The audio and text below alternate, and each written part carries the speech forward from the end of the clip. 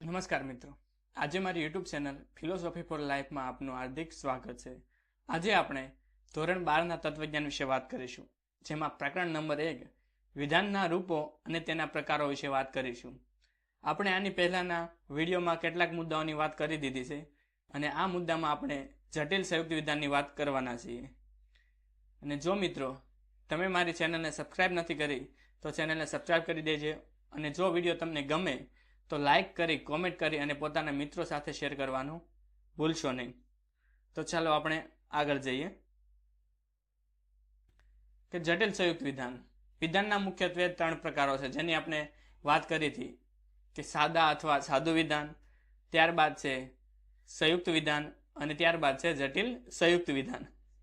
તો જોઈએ જટિલ સંયુક્ત વિધાન કોને કહેવાય, તો તેની વ્યાખ્યા જોઈએ કે જે સંયુક્ત વિધાનમાં તેના ઘટકરૂપ અંગ તરીકે એક કે વધુ સંયુક્ત વિધાનોનો સમાવેશ થતો હોય તે સંયુક્ત વિધાનને જટિલ સંયુક્ત વિધાન કહેવામાં આવે છે. શું કીધું કે જે સંયુક્ત વિધાનમાં એના ઘટકરૂપ અંગ તરીકે એક કે વધુ સંયુક્ત વિધાનનો સમાવેશ થતો હોય તેવા સંયુક્ત વિધાનને જટિલ સંયુક્ત વિધાન કહેવામાં આવે છે. એક કે વધુ સંયુક્ત વિધાનનો સમાવેશ થતો હોય તેને જટિલ સંયુક્ત વિધાન કહેવામાં આવે છે. જોઈએ બીજું કે જટિલ સંયુક્ત વિધાન એટલે 2 કે તેથી વધુ કારકોના ઉપયોગ વડે રચાયેલું વિધાન. 2 અથવા 2 થી વધારે કારકોના ઉપયોગ વડે રચાયેલું વિધાન એટલે કે જટિલ સંયુક્ત વિધાન.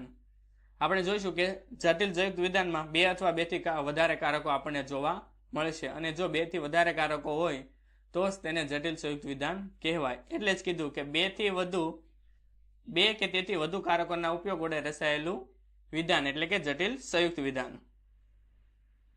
જોઈએ કે જટિલ સંયુક્ત વિધાનમાં એના ઘટકરૂપ વિધાન તરીકે એક કે વધુ સંયુક્ત વિધાનોનો સમાવેશ થતો હોવાથી જટિલ સંયુક્ત વિધાનની રચનામાં એક કરતાં વધારે કારકોનો ઉપયોગ થતો હોય છે. શું કીધું કે જટિલ સંયુક્ત વિધાનમાં એક કે વધુ સંયુક્ત વિધાનનો સમાવેશ થતો હોવાથી તેમાં જે કારકો છે એ કારકોનો ઉપયોગ 2 કે 2 થી વધારે આપણને જોવા મળશે. રચનામાં એક કરતાં વધારે કારકોનો ઉપયોગ જોવા મળશે, એટલે એક કરતાં વધારે એટલે 2 કે અથવા 2 થી વધારે. જેમ આપણે જોયું હતું કે સંયુક્ત વિધાન કેવા કારકો હતા, સત્યતા ફલનલક્ષી કારકો હતા. કેવા હતા? તો એ જ રીતે જટિલ સંયુક્ત વિધાનો પણ કેવા છે? સત્યતા ફલનલક્ષી છે. કેવા છે? જટિલ સંયુક્ત વિધાનો સત્યતા ફલનલક્ષી. જેમ આપણા 5 કારકો છે, 5 પ્રકારના કારકો છે, એ જ રીતે જટિલ સંયુક્ત વિધાનના પણ 5 પ્રકારના પ્રકારો પડે છે. એક છે જટિલ નિષેધક વિધાન, ત્યારબાદ છે જટિલ સામુચયિક અથવા સમુચય વિધાન.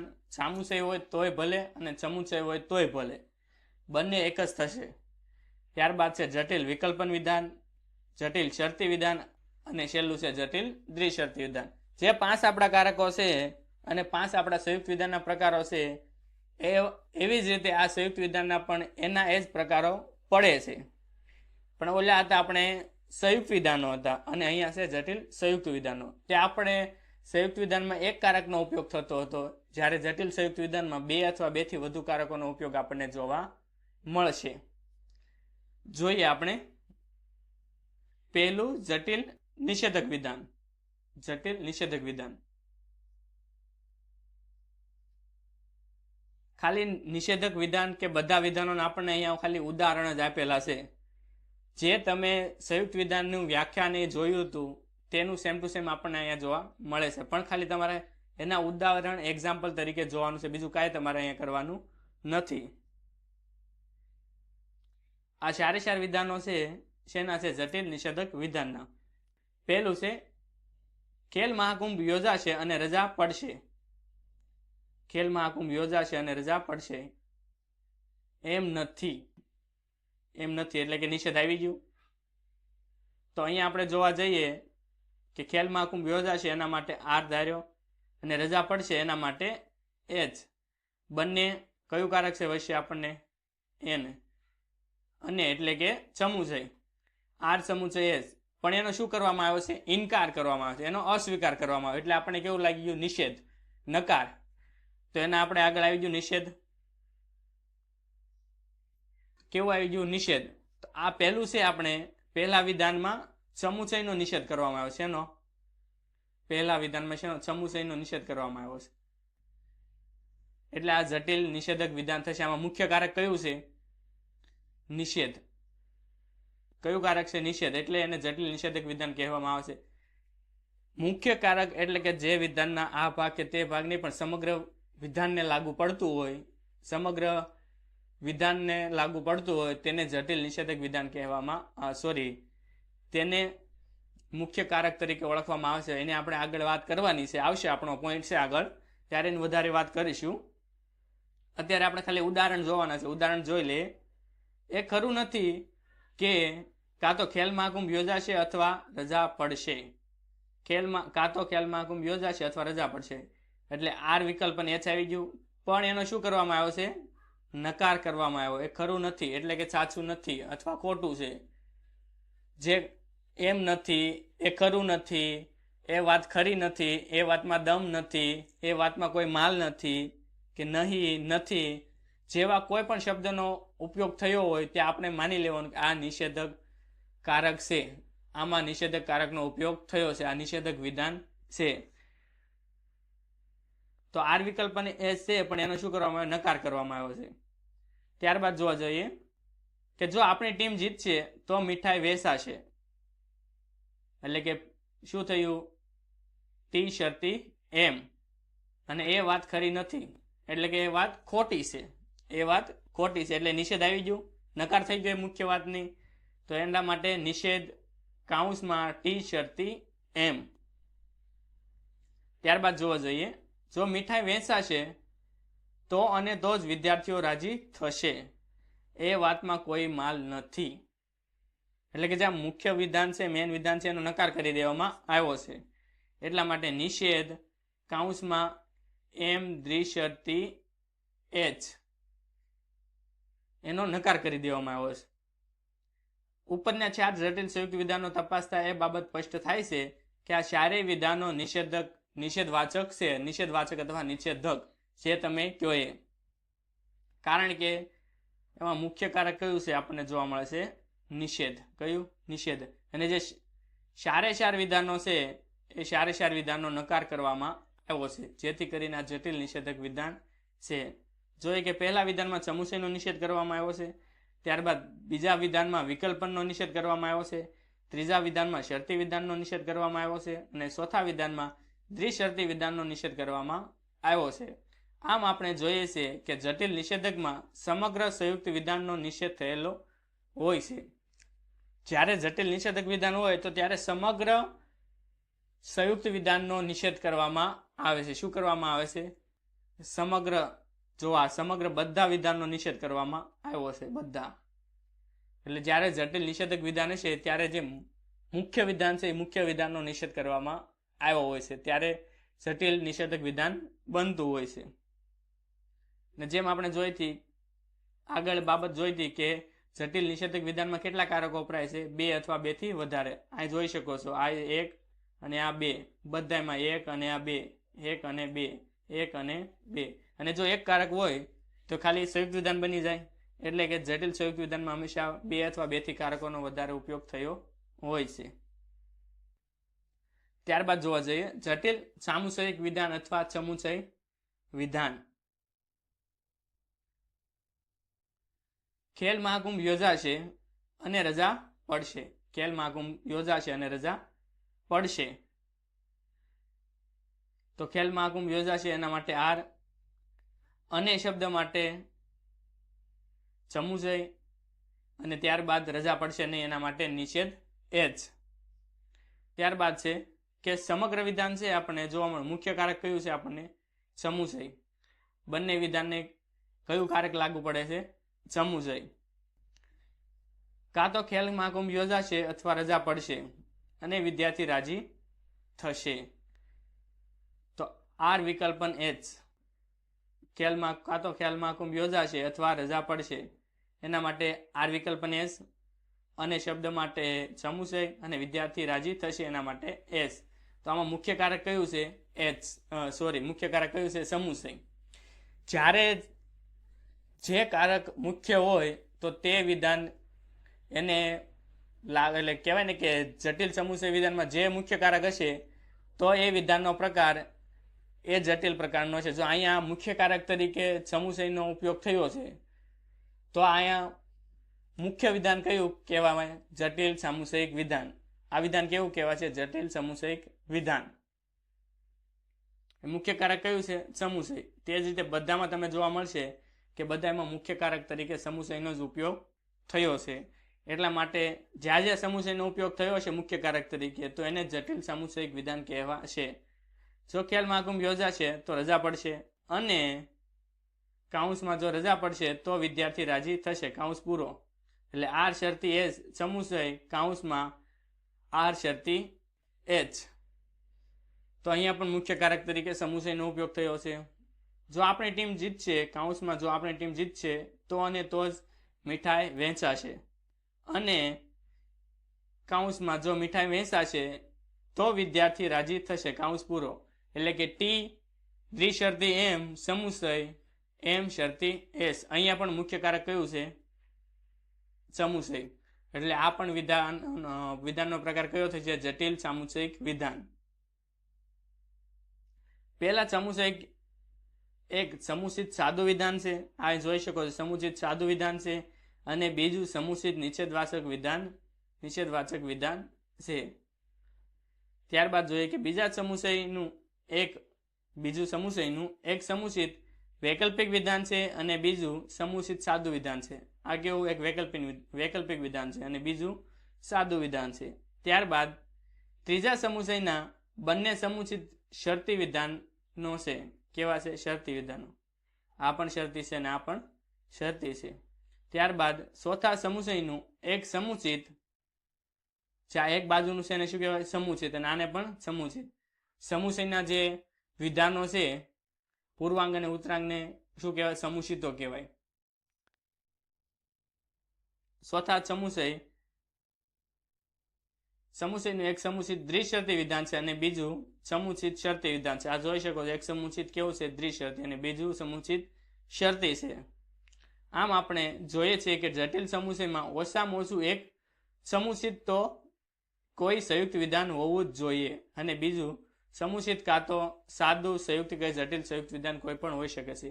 એટલે કે જટિલ સામુચયિક વિધાનમાં મુખ્ય કારક તરીકે સમુચયનો ઉપયોગ થયો હશે અને ત્યાં ઓછામાં ઓછું એક સમુચય કારકનો ઉપયોગ થયો હોય તો જ તેને સમુચય વિધાન, જટિલ સમુચય વિધાન કહેવાશે, સામુચયિક વિધાન કહેવાશે. બીજા ભલે કોઈ પણ કારકનો ઉપયોગ થયો પણ ઓછામાં ઓછું એક સમુચય કારકનો ઉપયોગ થયો હોય જ.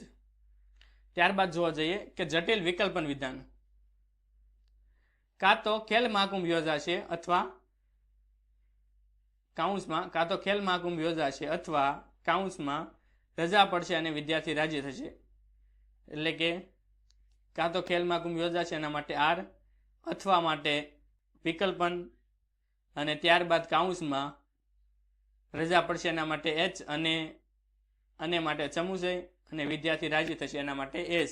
એટલે કે અહીંયા આપણું રૂપ થશે કે આર વિકલ્પન કાઉન્સમાં એસ સમુચય એચ સમુચય એસ.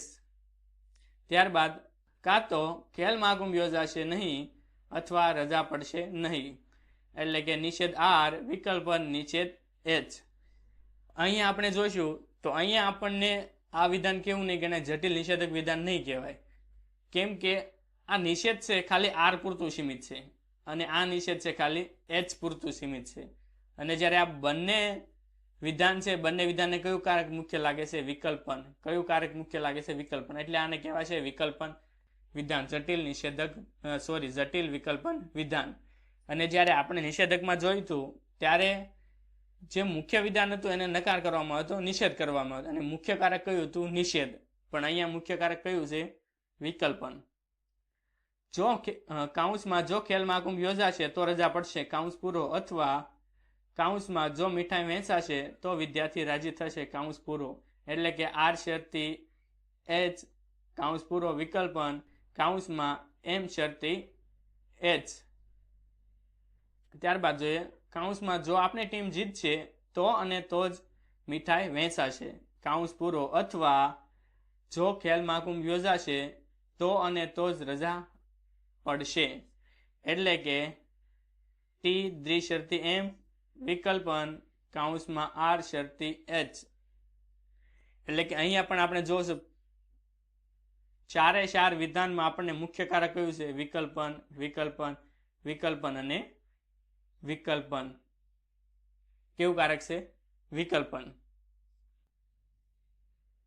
હંમેશા જટિલ વિકલ્પન વિધાનમાં મુખ્ય કારક કયું છે? વિકલ્પન, જે કૌંસની બહાર હશે. અને બીજા બધા જે કારકો હશે એ કૌંસમાં હશે અથવા એક ભાગ પૂરતા સીમિત હશે, મર્યાદિત હશે. અને જ્યારે જે મુખ્ય કારક હશે એ વિધાનના બંને ભાગને લાગુ પડતું હશે, એટલે કે આખા વિધાનને લાગુ પડતું હશે. પહેલા વિકલ્પનમાં પહેલો વિકલ્પ સાદું વિધાન છે અને બીજો વિકલ્પ સમુચય છે. શું જોવો છો તમે કે પહેલું છે એ આપણું કેવું છે? સાદું વિધાન છે, સાદું વિધાન, અને બીજું છે સમુચય વિધાન. ત્યારબાદ બીજા વિકલ્પમાં બંને વિકલ્પો નિષેધ છે. બંને વિકલ્પો કેવા છે? નિષેધ. ત્રીજામાં બંને વિકલ્પો શરતી છે અને ચોથા વિધાનમાં બંને વિકલ્પો કેવા છે? શરતી. આમ આપણે જોઈએ છીએ કે જટિલ વિકલ્પનમાં ઓછામાં ઓછા એક વિકલ્પ તરીકે કોઈ સંયુક્ત વિધાન હોવું જ જોઈએ. કોઈ એક વિકલ્પ તરીકે ઓછામાં ઓછું સંયુક્ત વિધાન તરીકે હોવું જ જોઈએ અને બીજા વિકલ્પ તરીકે સાદું સંયુક્ત કે જટિલ સંયુક્ત વિધાન હોઈ શકે. એટલે કે ઓછામાં ઓછા એક વિકલ્પ તરીકે વિકલ્પન વિધાન હોય અને બીજા વિકલ્પ તરીકે કોઈ પણ વિધાન હોઈ શકે. સાદું સંયુક્ત કે જટિલ સંયુક્ત વિધાન કોઈ પણ હોઈ શકે. ત્યારબાદ જોઈએ કે જટિલ શરતી વિધાન. તો આમાં મુખ્ય કારક કયું છે? શરતી. કયું કારક હશે? મુખ્ય. જે જટિલ વિધાન હોય, જે જટિલ સંયુક્ત વિધાન હોય એ કારક મુખ્ય હશે. જટિલ વિકલ્પનમાં વિકલ્પન મુખ્ય કારક હશે, જટિલ શરતી વિધાનમાં શરતી મુખ્ય કારક હશે અને જટિલ દ્વિશરતી વિધાનમાં દ્વિશરતી મુખ્ય કારક હશે. શું કીધું કે જો કૌંસમાં ખેલ મહાકુંભ યોજાશે, કૌંસ પૂરો, તો કૌંસમાં રજા પડશે અને વિદ્યાર્થીઓ રાજી થશે. એટલે કે ખેલ મહાકુંભ યોજાશે એના માટે આર, જોતો એટલે કે આ શરતી, અને ત્યારબાદ કૌંસમાં રજા પડશે એના માટે એચ, અને એટલે કે સમુચય, અને વિદ્યાર્થી રાજી થશે એના માટે એસ. એટલે કે આર શરતી, કૌંસમાં એચ, સમુચય એસ. ત્યારબાદ બીજું જોઈએ કે જો કૌંસમાં ખેલ મહાકુંભ યોજાશે નહીં તો કૌંસ પૂરો, તો કૌંસમાં રજા પડશે નહીં. એટલે કે નિષેધ આર, શરતી, નિષેધ એચ. ત્યારબાદ જોવા જઈએ કે જો કૌંસમાં આપણી ટીમ જીતશે તો કૌંસ પૂરો, તો આ બધા વિધાનમાં તમને એક બાબત જોવા મળશે કે શેનાથી વિધાન શરૂ થાય? જો, અને વચ્ચે આપણને બે વિધાન જ્યાં જોડવામાં આવતું છે ત્યાં આપણને તો જોવા મળશે. એટલે કે આ વિધાનનું રૂપ કેવું છે? જો તો વાળું. કેવું છે? જો તો વાળું. જો આપણી ટીમ જીતશે તો રજા પડશે અથવા મીઠાઈ વેચાશે. એટલે કે ટી શરતી, કૌંસમાં એચ વિકલ્પન એમ. ચોથું છે જો કૌંસમાં ખેલ મહાકુંભ યોજાશે અને આપણી ટીમ જીતશે, કૌંસ પૂરો, તો કૌંસમાં જો મીઠાઈ વેચાશે તો અને તો જ વિદ્યાર્થી રાજી થશે. એટલે કે આર સમુચય ટી શરતી, કૌંસમાં એમ દ્વિશરતી એચ. તો આ ચારે ચાર વિધાનમાં તમને મુખ્ય કારક કયું જોવા મળે છે? શરતી. કયું કારક જોવા મળે છે? શરતી. જોઈએ કે પહેલા શરતી વિધાનમાં પૂર્વાંગ સાદું વિધાન છે અને ઉત્તરાંગ સમુચય. કે પૂર્વાંગ સાદું વિધાન છે અને જે ઉત્તરાંગ છે એ કેવું છે? સમુચય. ત્યારબાદ બીજા શરતી વિધાનમાં પૂર્વાંગ અને ઉત્તરાંગ બંને નિષેધક છે. પૂર્વાંગ અને ઉત્તરાંગ બંને નિષેધક છે. ત્રીજા વિધાનમાં પૂર્વાંગ છે સાદું વિધાન છે અને ઉત્તરાંગ છે એ કેવું છે? વિકલ્પન. અને ત્યારબાદ ચોથા વિધાનમાં પૂર્વાંગ છે એ સમુચય છે અને ઉત્તરાંગ છે એ દ્વિશરતી છે. આમ આપણે જોઈએ છીએ કે જટિલ શરતી વિધાનમાં પૂર્વાંગ કે ઉત્તરાંગ એ બેમાંથી એક વિધાન તો કોઈ સંયુક્ત વિધાન હોવું જ જોઈએ, અને બીજા વિધાન સાદું સંયુક્ત કે જટિલ સંયુક્ત વિધાન ગમે તે હોઈ શકે છે. અને આમાં મુખ્ય કારક તરીકે શરતી કારકનો ઉપયોગ થયો હોય છે. ત્યારબાદ જોઈએ કે જટિલ દ્વિશરતી વિધાન. જો ખેલ મહાકુંભ યોજાશે અને આપણી ટીમ જીતશે તો અને તો જ રજા પડશે. એટલે કે આર ચમુચે ટી, જો તો અને તો જ એટલા માટે દ્વિશરતી, અને રજા પડશે એના માટે એચ. ત્યારબાદ જોવા જઈએ કે જો આપણી ટીમ જીતશે નહીં, જો કાઉન્સમાં આપણી ટીમ જીતશે નહીં, કાઉન્સ પૂરો, તો અને તો જ ખેલ મહાકુંભ યોજાશે અને રજા પડશે. જો આપણી ટીમ જીતશે નહીં એના માટે નિષેધ, જો તો અને તો જ એના માટે દ્વિશરતી, અને કાઉન્સમાં ખેલ મહાકુંભ યોજાશે એના માટે આર, અને રજા પડશે એના માટે એચ, અને માટે ચમુચય. તો અહીંયા જોઈશું કે બધા વિધાનમાં આપણે શરૂઆત શેનાથી થાય છે? જો અને તો જ શેનાથી જોડવામાં આવે છે? તો અને તો જ એટલે કે દ્વિશરતી. હા, શેનું રૂપ છે? કયા કારકનું રૂપ છે? જો, તો અને તો જ. કયા કારકનું? દ્વિશરતી વિધાન, દ્વિશરતી કારકનું. જો, તો આ કયા કારકનું છે? ખાલી શરતી વિધાનનું. કા તો, અથવા એ કયા કારકનું રૂપ છે? વિકલ્પન. અને કોઈ બે સાદા વિધાનો અનેથી જોડવામાં આવ્યો હોય તો કયા કારકનું રૂપ છે? ચમુચય. અને કોઈ પણ વિધાનનો નકાર અથવા નિષેધ કરવામાં આવ્યો હોય, નહીં અથવા નથી હોય, તો કયા કારક છે? એના નિષેધ. તો અહીંયા જોવા છે કે જો કાઉન્સમાં ખેલ મહાકુંભ યોજાશે તો રજા પડશે, કાઉન્સ પૂરો, તો અને તો જ કાઉન્સમાં જો મીઠાઈ વહેંચાશે તો વિદ્યાર્થી રાજી થશે, કાઉન્સ પૂરો. એટલે કે કાઉન્સમાં આર શરતી ટી, દ્વિશરતી, કાઉન્સમાં એચ શરતી એમ. ત્યારબાદ જોવા જઈએ કે જો ખેલ મહાકુંભ યોજાશે અને આપણી ટીમ જીતશે, કાઉન્સ પૂરો, તો અને તો જ કાઉન્સમાં જો મીઠાઈ વહેંચાશે તો વિદ્યાર્થી રાજી થશે. અહીંયા પણ કાઉન્સમાં આર ચમુચે એચ, દ્વિશરતી, એમ શરતી એસ. એટલે કે પહેલા દ્વિશરતી વિધાનમાં જે પહેલું વિધાન છે એ કેવું છે?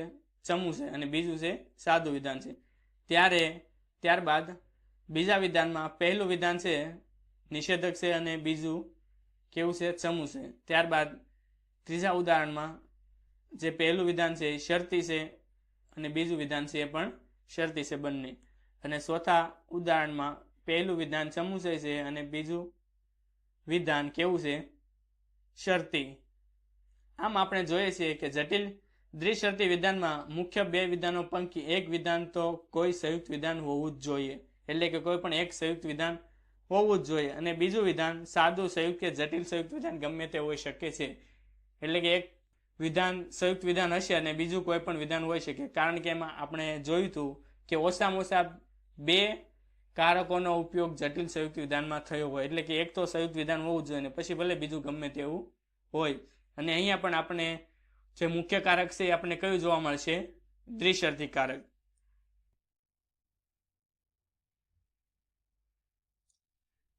ત્યારબાદ આવે છે કારકોનું ક્ષેત્ર અને કૌંસનો ઉપયોગને લગતો નિયમ. શું આવે છે?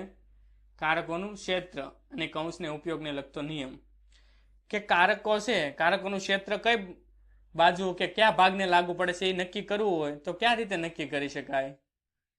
તો એ નક્કી કરવા માટે કૌંસનો ઉપયોગ કરવો ખૂબ જરૂરી છે. અને જો કૌંસનો ઉપયોગ કરી શકશું તો જ આપણે કારકોનું ક્ષેત્ર યોગ્ય રીતે નક્કી કરી શકીએ. અને તેના આધારે જ આપણે મુખ્ય કારક કયું છે તેની આપણને જાણ થાય છે, નકર જાણ થઈ શકતી નથી કે મુખ્ય કારક કયું છે. જોઈએ આપણે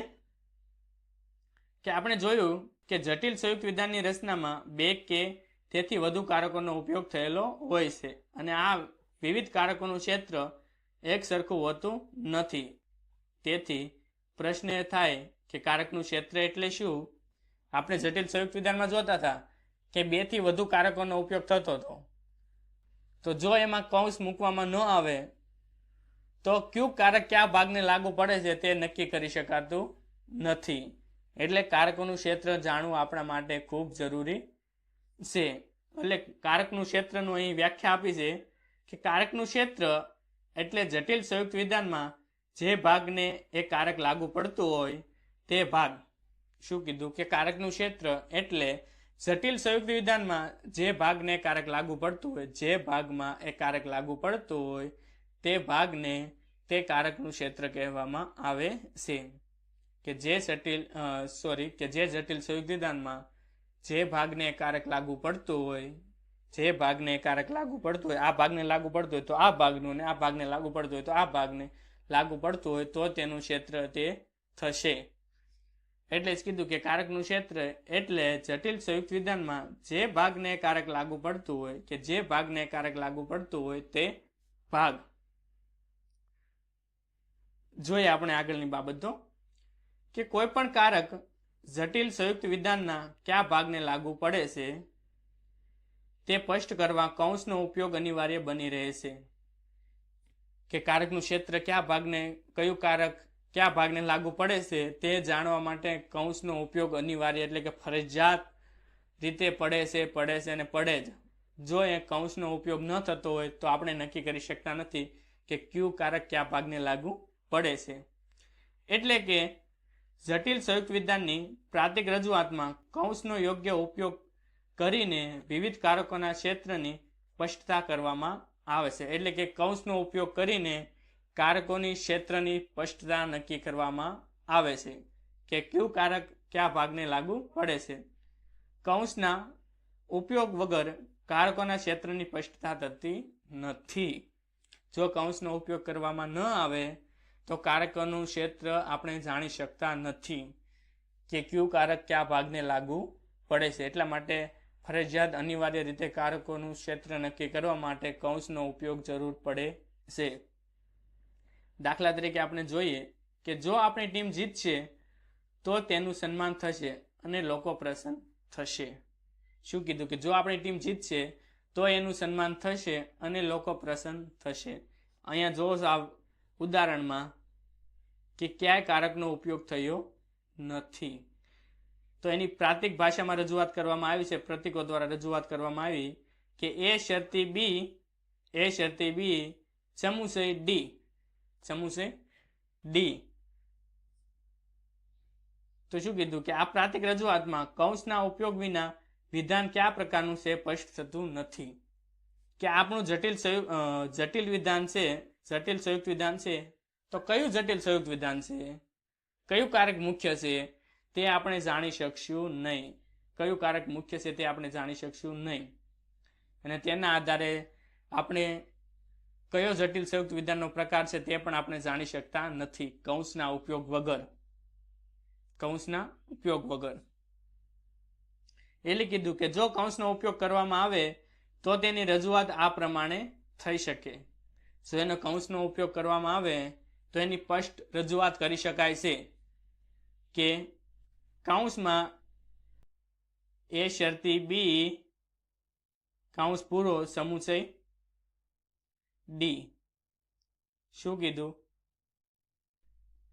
કે કૌંસમાં એ શરતી બી કૌંસ પૂરો સમુચય ડી. તો અહીંયા આપણને જોવા મળશે, શું જોવા મળશે કે મુખ્ય કારક છે કયું છે, સમુચય. કયું કારક છે, સમુચય.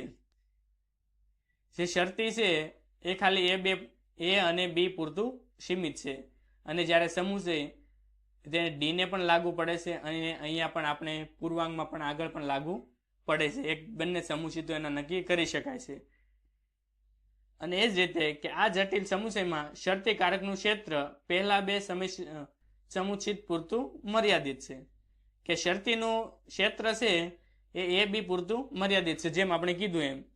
જ્યારે સમુચયનું ક્ષેત્ર સમગ્ર વિધાનમાં વ્યાપ્ત છે. જ્યારે સમુચયનું ક્ષેત્ર આખા વિધાનને લાગુ પડે છે. આખું વિધાનને લાગુ પડે છે સમુચયનું ક્ષેત્ર. એટલે આખું વિધાન સમુચયનું ક્ષેત્ર છે. જે આખું વિધાન છે સમુચયનું ક્ષેત્ર છે અને આ બાબત કૌંસના ઉપયોગથી સ્પષ્ટ થાય છે. આ શેના આધારે આપણને ખબર પડી કે સમુચયનું ક્ષેત્ર આખા વિધાનને લાગુ પડે છે, એ કૌંસના ઉપયોગથી. અને જો કૌંસનો ઉપયોગ ન હોત તો આપણે સ્પષ્ટ કરી શકીએ જ નહીં કે કયું કારક મુખ્ય છે અને આખું વિધાન કયા પ્રકારનું છે. તો આપણે આને કેવું હોય તો કહી શકીએ, આને કહી શકાય કે જટિલ સમુચય વિધાન. શું કયું વિધાન? જટિલ સમુચય સંયુક્ત વિધાન. ત્યારબાદ આગળ જોઈએ કે આ જ પ્રમાણે નીચેના ઉદાહરણો દ્વારા કારકોનું ક્ષેત્ર અને કૌંસનો ઉપયોગ યોગ્ય રીતે સ્પષ્ટ થાય છે. એક બે ઉદાહરણ આપણી સમક્ષ મૂક્યા છે કે કાં તો કૌંસમાં ખેલ મહાકુંભ યોજાશે નહીં, કૌંસ પૂરો, અથવા કૌંસમાં રમતવીરોનું સન્માન થશે નહીં. તો એની પ્રાતિક રજૂઆત કર્યું છે કૌંસમાં નિષેધ આર, કૌંસ પૂરો, વિકલ્પન, કૌંસમાં નિષેધ એસ અને કૌંસ પૂરો. તો અહીંયા આપણે જોઈ શકીએ કે મુખ્ય કારક કયું છે? વિકલ્પન. કયું છે? વિકલ્પન. એટલે આખું વિધાન છે એ જટિલ વિકલ્પન વિધાન થશે. કેવું વિધાન થશે? જટિલ વિકલ્પન સંયુક્ત વિધાન. અને આ જટિલ વિકલ્પનમાં પહેલા નિષેધનું ક્ષેત્ર પહેલા વિકલ્પ પૂરતું મર્યાદિત છે. જે નિષેધ છે એ આર પૂરતું સીમિત છે પહેલાનું, અને ત્યારબાદ બીજું નિષેધનું ક્ષેત્ર બીજા વિકલ્પ પૂરતું મર્યાદિત છે. એટલે કે બીજા નિષેધનું ક્ષેત્ર એચ પૂરતું મર્યાદિત છે. અને જ્યારે વિકલ્પનું ક્ષેત્ર સમગ્ર વિધાનમાં વ્યાપ્ત છે, એટલે કે આખું વિધાન વિકલ્પનનું ક્ષેત્ર છે. અને જ્યારે આખું વિધાન છે એ કયું છે? આપણને વિકલ્પન. કયું? વિકલ્પન. ત્યારબાદ જોવા જઈએ બીજું ઉદાહરણ છે, જો કૌંસમાં ખેલ મહાકુંભ યોજાશે અને આપણી ટીમ જીતશે, કૌંસ પૂરો, તો કૌંસમાં જો મીઠાઈ વહેંચાશે તો અને તો જ વિદ્યાર્થી રાજી થશે, કૌંસ પૂરો. એટલા માટે ખેલ મહાકુંભ યોજાશે અને આપણી ટીમ જીતશે, એના માટે કૌંસમાં એ સમૂહ બી, અને જો તો માટે શરતી, અને કૌંસમાં જો મીઠાઈ વહેંચાશે તો અને તો જ વિદ્યાર્થી રાજી થશે, એના માટે એમ દ્વિશરતી એન. એટલે કે આ જટિલ શરતી વિધાનમાં સમુચયનું ક્ષેત્ર પૂર્વાંક પૂરતું મર્યાદિત છે. જે સમુચય છે એ આ એ અને બી પૂરતું મર્યાદિત છે, સીમિત છે.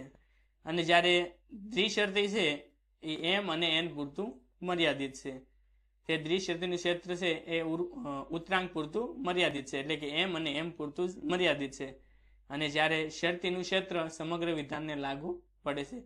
જ્યાં શરતી છે, શરતી પૂર્વાંક અને ઉત્તરાંક બંને ભાગને લાગુ પડે છે. શેને લાગુ પડે છે?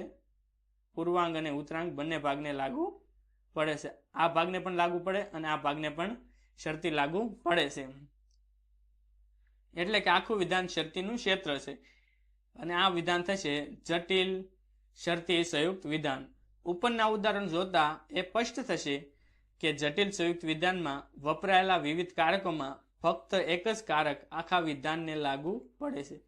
બંને ઉદાહરણમાં જોઈશું કે એક જ કારક એવું છે કે આખા વિધાનને લાગુ પડશે. આપણે જોઈએ છે કે આપણી પાસે છે આ ઉપરનું વિધાન, તો આમાં પણ મુખ્ય કારક કયું છે? વી, જે આખા બે ભાગને લાગુ પડે છે. અને ત્યારબાદ છે શરતી, એ પણ બંને ભાગને લાગુ પડે છે. અને બાકીના બધા કારકો જટિલ સંયુક્ત વિધાનમાં એક યા બીજા ભાગને જ લાગુ પડે છે. અને જ્યારે આ નિષેધ છે પહેલામાં ખાલી આર પૂરતું સીમિત છે, આ નિષેધ ખાલી એચ પૂરતું સીમિત છે. અને જ્યારે આ સમૂહ છે એ અને બી પૂરતું સીમિત છે, અને આ દ્વિશરતી એમ અને એન પૂરતું સીમિત છે. એટલે કે એક જ કારક એવું છે જે આખા વિધાનને લાગુ પડતું હશે, અને જ્યારે બીજા કારકો હશે એ આ ભાગ કે તે ભાગ પૂરતું સીમિત હશે, અને એક જ મુખ્ય કારક આપણને જોવા મળશે. ત્યારબાદ છે સર્વોપરી કારક કે મુખ્ય કારક. સર્વોપરી કારક એટલે કે મુખ્ય કારક. બધાથી સર્વોપરી કારક એટલે સર્વ કયું છે, એટલે કે ઉપર કયું છે, તો તેને જાણવું પણ આપણા માટે ખૂબ જરૂરી છે. અને જો સર્વોપરી કારક જાણી શકીએ તો જ તેના આધારે આપણે જટિલ સંયુક્ત વિધાનનો પ્રકાર જાણી શકીએ છીએ કે આ કયા પ્રકારનું વિધાન છે. જોઈએ આપણે કે કોઈ પણ જટિલ સંયુક્ત વિધાનની રચનામાં વપરાયેલા વિવિધ કારકો પૈકી એક જ કારક મુખ્ય હોય છે. આપણે આગળના ઉદાહરણમાં જોયું હતું કે એક જ કારક કેવું હોય છે? મુખ્ય હોય છે. અને મુખ્ય કારકને સર્વોપરી કારક તરીકે ઓળખવામાં આવે છે. જે મુખ્ય કારક છે તેને સર્વોપરી કારક તરીકે ઓળખવામાં આવે છે. અને સર્વોપરી કારકની વ્યાખ્યા આપી છે કે જટિલ સંયુક્ત વિધાનમાં વપરાયેલા વિવિધ કારકો પૈકી જે કારક વિધાનના આ કે તે ભાગને જ નહીં પણ આખા વિધાનને લાગુ પડતું હોય, એટલે કે આખું વિધાન જે કારકના ક્ષેત્રરૂપ હોય તે કારકને સર્વોપરી કારક કહેવામાં આવે છે. શું કીધું કે જે જટિલ સંયુક્ત વિધાનમાં વપરાયેલા વિવિધ કારકો પંક્તિ, જે વિવિધ કારકો વપરાયેલા છે એમાંથી એક કારક એવું કારક કે વિધાનના આ ભાગ કે તે ભાગને નહીં પણ સમગ્ર વિધાનને લાગુ પડતું હોય, એટલે કે આખા વિધાનને લાગુ પડતું હોય તે કારકને સર્વોપરી કારક તરીકે ઓળખવામાં આવે છે. અહીં આપણે જોઈએ કે પી શરતી કૌંસમાં ક્યુ સમુચય આર, તો જે શરતી છે આ ભાગને પણ લાગુ પડે છે, આ ભાગને, એટલે કે આખા વિધાનને કયું કારક લાગુ પડે છે? શરતી. આખા વિધાનને કયું કારક લાગુ પડે? શરતી. જેમ આપણે વ્યાખ્યામાં કીધું કે જે જટિલ સંયુક્ત વિધાનમાં વપરાયેલા વિવિધ કારકો પંક્તિ, આ એક કારક છે અને આ પણ આપણું કારક છે. વિવિધ કારકો પંક્તિ કે જે કારક વિધાનના આ કે તે ભાગને નહીં, જે આ કે તે ભાગને એક ભાગ પૂરતું સીમિત નહીં, એટલે કે આખા વિધાનને લાગુ પડતું હોય. આમાં જોઈ શકો શરતી છે જે આખા વિધાનને લાગુ પડે છે, અને જે આખા વિધાનને લાગુ પડતું હોય તે કારકને સર્વોપરી કારક તરીકે ઓળખવામાં આવે છે. શું કીધું કે જે કારક આખા વિધાનમાં લાગુ પડતું હોય, સમગ્ર વિધાનને લાગુ પડતું હોય તેને સર્વોપરી કારક તરીકે ઓળખવામાં આવે છે. અને કોઈ પણ જટિલ સંયુક્ત વિધાનનું તાર્કિક સ્વરૂપ સમજવા માટે એમાં કયો કારક સર્વોપરી છે તે નક્કી કરવાનું અત્યંત જરૂરી છે. એટલે કે કયું કારક સર્વોપરી છે તે જાણવું ખૂબ જરૂરી છે, કારણ કે સર્વોપરી કારકને આધારે જટિલ સંયુક્ત વિધાનના પ્રકારોનો નિર્ણય થઈ શકે છે. જેમ આપણે મેં અગાઉ કીધું હતું કે સર્વોપરી કારકના આધારે જ કે આ જટિલ સંયુક્ત વિધાનનો કયા પ્રકારનું છે તે જાણવા માટે સર્વોપરી કારક જાણવું ખૂબ જરૂરી છે. આવા તમને 1 અને 2 માર્કમાં તેની વ્યાખ્યા તમને પૂછાતી હોય છે કે સર્વોપરી કારક એટલે શું, તેની વ્યાખ્યા જણાવો, કે આ વિધાનમાં સર્વોપરી કારક કયું છે જણાવો. તો તમારે ત્યાં MCQમાં અને વન લાઇનરમાં પ્રશ્ન પૂછતા હોય છે. આ રીતનું તમને રૂપ આપ્યું હોય કે પી દ્વિશરતી કૌંસમાં ક્યુ શરતી આર, તો આમાં મુખ્ય કારક કયું છે? તો કયું છે? શરતી. મુખ્ય કારક અથવા સર્વોપરી કારક જે કહેવાય. મુખ્ય કારક કહેતો પણ સર્વોપરી કારક અને સર્વોપરી કારક કહેતો પણ મુખ્ય કારક, એટલે બંને સમાનાર્થી શબ્દો છે, એટલે એમાં અટવાતા નહીં. જટિલ નિષેધક વિધાન, જટિલ સામુષિક વિધાન, જટિલ વિકલ્પન વિધાન, જટિલ શરતી વિધાન અને જટિલ દ્વિશરતી વિધાન નક્કી કરવા માટે સર્વોપરી કારક જરૂર પડે જ. જો અહીં આપણને ઉદાહરણ આપ્યા છે કે એ 5 પ્રકારના જટિલ સંયુક્ત વિધાનના અગાઉ આપેલા દ્રષ્ટાંતોનું નિરીક્ષણ કરતા એ નીચે આપેલા લક્ષણો સમજી શકાય છે કે જે જટિલ સંયુક્ત વિધાનમાં સર્વોપરી કારક તરીકે નહીં અથવા નથીનો ઉપયોગ થયો હોય તે જટિલ સંયુક્ત વિધાન જટિલ નિષેધ ગણાય છે. એટલે કે જે જટિલ સંયુક્ત વિધાનમાં સર્વોપરી કારક તરીકે નહીં અથવા નથીનો ઉપયોગ થયો હોય તે જટિલ સંયુક્ત વિધાનને જટિલ નિષેધક વિધાન કહેવામાં આવે છે. અને એ જ રીતે બીજું છે કે જે જટિલ સંયુક્ત વિધાનમાં સર્વોપરી કારક તરીકે અન્યનો ઉપયોગ થયો હોય, શેનો ઉપયોગ થયો હોય? અન્યનો ઉપયોગ થયો હોય તે જટિલ સંયુક્ત વિધાનને જટિલ સમુચય વિધાન ગણવામાં આવે છે. અને ત્યારબાદ છે કે જે જટિલ સંયુક્ત વિધાનમાં સર્વોપરી કારક તરીકે કાં તો અથવાનો ઉપયોગ થયો હોય તે જટિલ સંયુક્ત વિધાનને જટિલ વિકલ્પન વિધાન ગણવામાં આવે છે. અને એ જ રીતે જે જટિલ સંયુક્ત વિધાનમાં સર્વોપરી કારક તરીકે જોતોનો ઉપયોગ થયો હોય તે જટિલ સંયુક્ત વિધાનને જટિલ શરતી વિધાન ગણવામાં આવે છે. ત્યારબાદ છે કે જે જટિલ સંયુક્ત વિધાનમાં સર્વોપરી કારક તરીકે જો તો અને તોજનો ઉપયોગ થયો હોય તે જટિલ સંયુક્ત વિધાન જટિલ દ્વિશરતી વિધાન ગણવામાં આવે છે. આ 5 પ્રકારના ઉદાહરણો જોયા તમે કે જેમાં જે જટિલ સંયુક્ત વિધાનમાં સર્વોપરી કારક જે વપરાણું હોય તેના આધારે જટિલ સંયુક્ત વિધાનનો પ્રકાર નક્કી થાય છે. જેમાં સર્વોપરી કારક તરીકે નહીં અથવા નથીનો ઉપયોગ થયો હોય તેને જટિલ નિષેધક વિધાન અને જે જટિલ વિધાનમાં જો તોનો ઉપયોગ થયો હોય તો તે જટિલ શરતી વિધાન. એવી રીતે કાં તો, અથવા, અને, જો તો અને તો જ, તેના આધારે જટિલ સંયુક્ત વિધાનનો પ્રકાર નક્કી થાય છે. આગળ જોઈએ કે કારકોનું ક્ષેત્ર અને કૌંસના ઉપયોગને લગતા ઉપયુક્ત નિરૂપણ પરથી સ્પષ્ટ થાય છે કે કૌંસ એ પ્રાતિક ભાષાના વિરામ ચિહ્નો છે. જે આપણી પ્રાતિક ભાષા છે, સાંકેતિક ભાષા છે, એના કૌંસ એ શું છે? વિરામ ચિહ્નો છે. કેવા છે? વિરામ ચિહ્નો. અને જેવી રીતે વિરામ ચિહ્નોના સુયોગ્ય ઉપયોગથી સામાન્ય વાણી વ્યવહારની ભાષામાં આવતી સંદિગ્ધતા એટલે કે ખામીઓ, સંદિગ્ધતા એટલે કે ખામીઓ ટાળી શકાય છે, તેવી રીતે કૌંસના ઉપયોગથી પ્રાતિક ભાષામાં આવતી સંદિગ્ધતા ટાળી શકાય છે, અને પ્રતીકોના ઉપયોગથી જે પ્રાતિક ભાષામાં ખામીઓ આવે છે તેને ટાળી શકાય છે.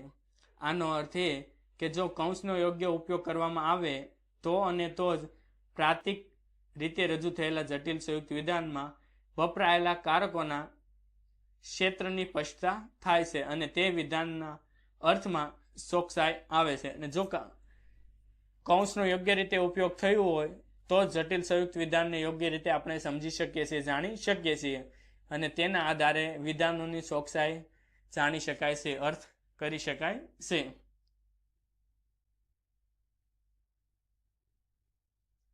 તો જોઈએ કે કૌંસના ઉપયોગને લગતા નિયમો.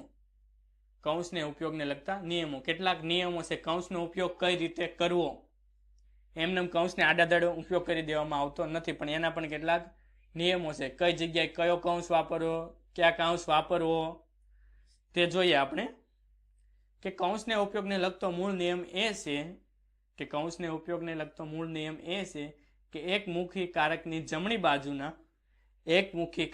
જમણી બાજુના અને દ્વિમુખી કારકની ડાબી તેમજ જમણી બંને બાજુના ક્ષેત્રને કૌંસબંધ કરવું. એકમુખી કારક કયું છે? આપણું એક નિષેધ. નિષેધ એવું જ એક કારક છે કે જે એકમુખી કારક છે. તો એકમુખી કારકની જમણી બાજુના અને દ્વિમુખી કારકની ડાબી અને જમણી બંને બાજુને કૌંસ બંધ કરવું, એટલે કે ડાબી અને જમણી બંને બાજુ કૌંસ મૂકી શકાય છે. અને જટિલ સંયુક્ત વિધાનોની પ્રાતિક રજૂઆતમાં સંદિગ્ધતા નિવારણ અને અર્થ સ્પષ્ટતા માટે નીચેના 3 પ્રકારના કૌંસનો ઉપયોગ કરવામાં આવે છે. જે જટિલ સંયુક્ત વિધાનમાં ઘણા બધા પ્રતીકોનો ઉપયોગ થતો હોવાથી 3 પ્રકારના કૌંસ આપણી સમક્ષ મૂક્યા છે. પહેલો છે નાનો કૌંસ, જે આપણે સિમ્પલ રોજિંદા જીવનમાં આપણે ઉપયોગ કરતા હોઈએ છીએ. ત્યારબાદ છે મોટો કૌંસ. પહેલા નાનો કૌંસનો ઉપયોગ થાય, ત્યારબાદ પછી તેનો મોટો કૌંસનો ઉપયોગ કરવો, જે નાના કૌંસને સીમિત કરી દેશે. કેવું કરી દેશે? સીમિત. અને ત્યારબાદ મોટા કૌંસનો ઉપયોગ થાય, ત્યારબાદ જ સગડિયા કૌંસનો ઉપયોગ કરવો. એટલે કે જ્યારે સગડિયો કૌંસનો ઉપયોગ થતો, આ એક આખું વિધાન થશે, ફક્ત એક બાજુ, એક સાઈડ.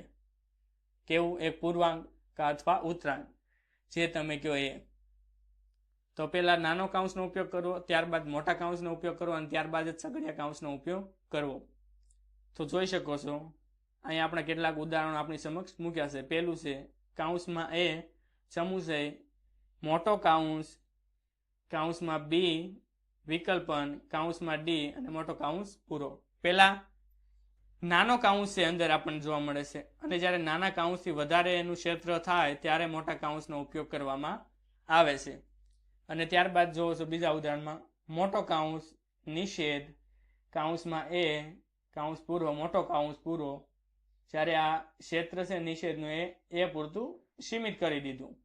અને ત્યારબાદ વિકલ્પન, કૌંસમાં મોટો કૌંસ, કૌંસમાં બી સમુચય, કૌંસમાં આર, અને ત્યારબાદ મોટો કૌંસ.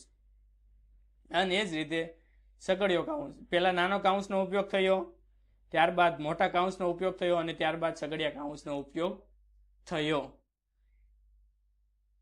અને જોયું અહીંયા દ્વિમુખી કારક છે, ત્યારે એને બંને સાઈડ, એટલે કે ડાબી અને જમણી બાજુ બંને બાજુએ કૌંસનો ઉપયોગ કરવામાં આવ્યો છે. અને જ્યારે અહીં એકમુખી કારક છે તો ફક્ત એની જમણી બાજુના ક્ષેત્રમાં જ કૌંસ બંધ કરવામાં આવ્યો છે.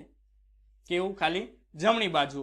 આપણે આગળ જોયું કે એકમુખી કારકની જમણી બાજુ કૌંસ બંધ કરવું અને દ્વિમુખી કારકનું ડાબી અને જમણી બંને બાજુએ કૌંસ બંધ કરવું.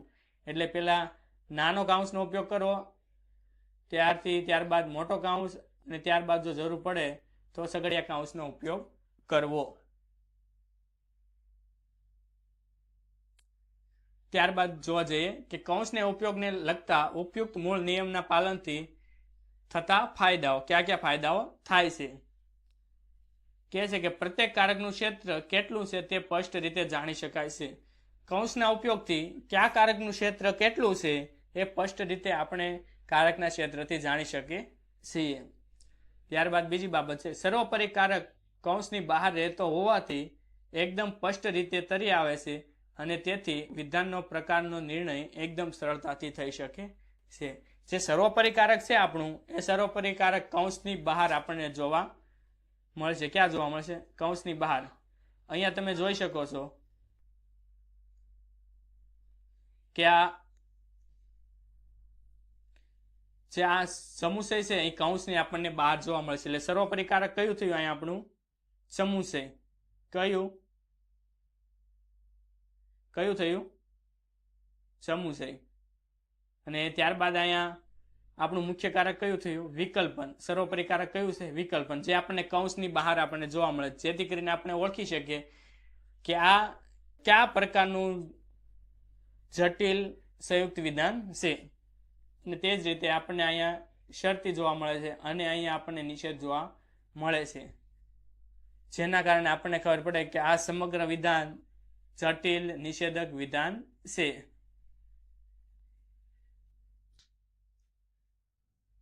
ઉદાહરણો આપ્યું છે કે પહેલું વિધાન જટિલ સમુચય વિધાન છે. આ જોઈ શકાય છે, જટિલ સમુચય વિધાન. ત્યારબાદ જટિલ વિકલ્પન વિધાન, જટિલ શરતી વિધાન, અહીંયા જટિલ નિષેધક વિધાન અને જટિલ દ્વિશરતી વિધાન, જે આપણે આગળ જોયા એ જ. ત્યારબાદ જોઈએ કે કૌંસના ઉપયોગને લગતા ઉપયુક્ત નિયમનો મોટામાં મોટો ગેરફાયદો એ છે કે નિયમનું પાલન કરવા જતાં ઘણા બધા કૌંસ વાપરવા જરૂરી પડે છે અને તેથી વિધાનને વાંચવા લખવામાં ઘણી અગવડતા પડે છે.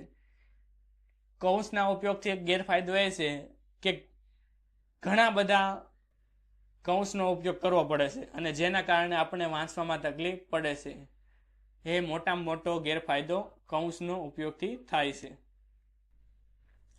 ત્યારબાદ જોઈએ કે ઉપયુક્ત ગેરફાયદાના નિવારણ માટે, એટલે કે કૌંસની સંખ્યા ઘટાડવાના આશયથી તર્કશાસ્ત્રીઓ બે રિવાજો સ્વીકારે છે, એટલે કે બે નિયમો મૂક્યા છે. શું કીધું?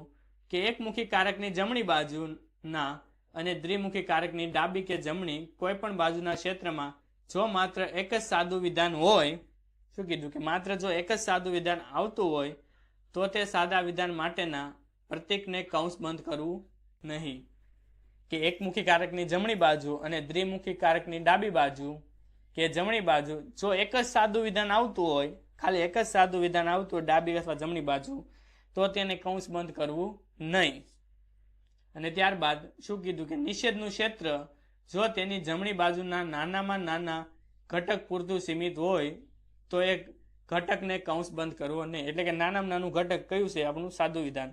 જો ખાલી સાદું વિધાન આવતું હોય તો એને કૌંસ બંધ કરવાની જરૂર નથી. એટલે કે જમણી બાજુના નાનામાં નાના ઘટક પૂરતું સીમિત હોય તો એને કૌંસ બંધ કરવો નહીં.